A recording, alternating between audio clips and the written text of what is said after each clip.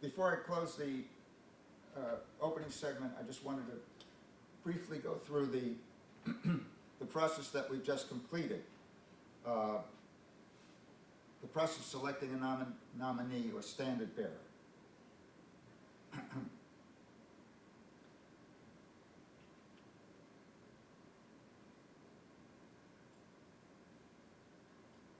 We began with the pre-primary process, in which fundraising and endorsement of elites and staking out policy positions was the most important thing. We had our four early contests in Iowa, New Hampshire, South Carolina, and Nevada.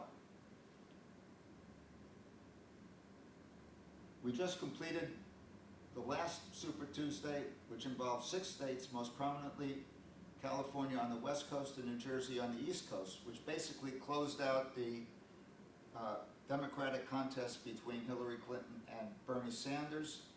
On the Republican side, it had been closed out in Indiana in the contest between Trump and Cruz.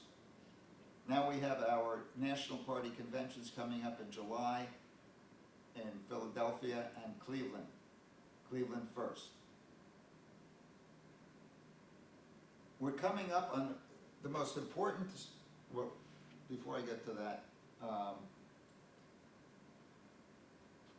these are the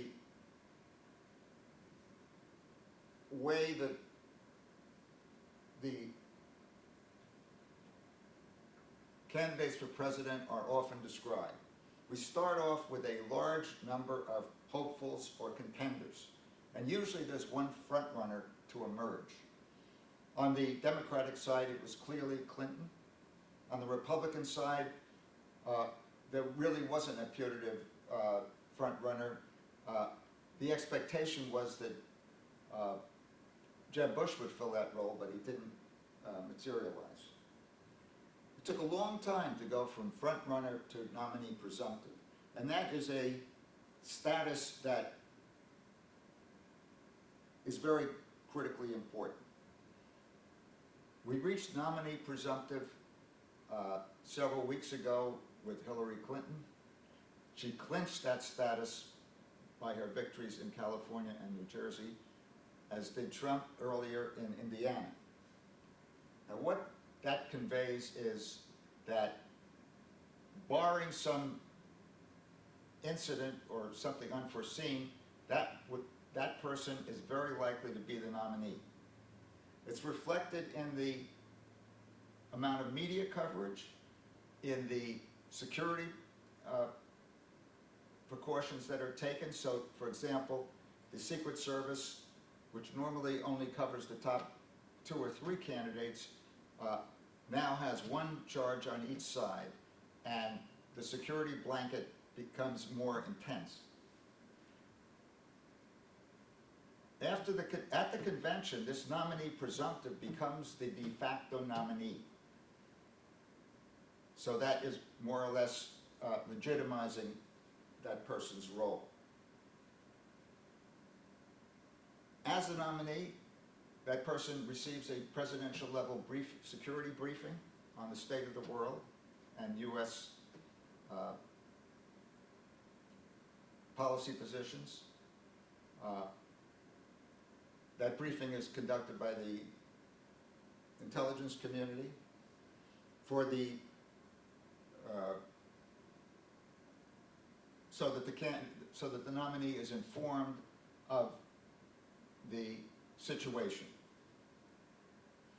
So we're going to have 2 nominees running around the country for the next, from July to November, making policy statements, engaging in presidential debates, rallies, and so forth, all of which will result in one of those 2 becoming the president-elect. The president-elect is the person who will succeed the sitting president. He or she is on a par with the sitting president. That person will receive a same level intelligence briefings that the president daily, in his daily intelligence briefing. That person will create a transition team which will liaise with each department, and it's kind of like a passing of the baton situation. It takes almost 3 months until that person is formally inaugurated on January 20th. And then he or she becomes the next president of the United States.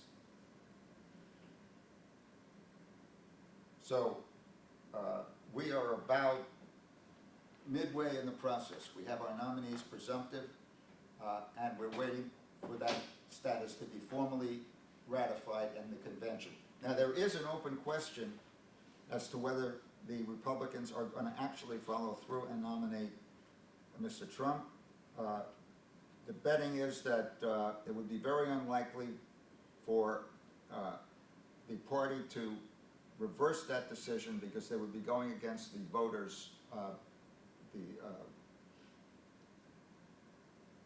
choice of the voters.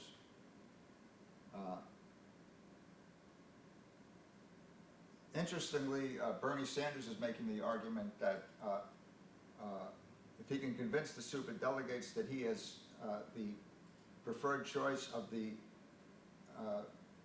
electorate and could do a better, numbers are better against Trump than Hillary Clinton, he is banking on a long shot that these superdelegates, who are not unelected delegates, Democratic delegates, will turn to him. That would only happen in the event of some legal issue that could arise in connection with the email investigation, Hillary's emails. So, thank you very much. I just wanted to give you an overview of what's coming and what has transpired. Thank you.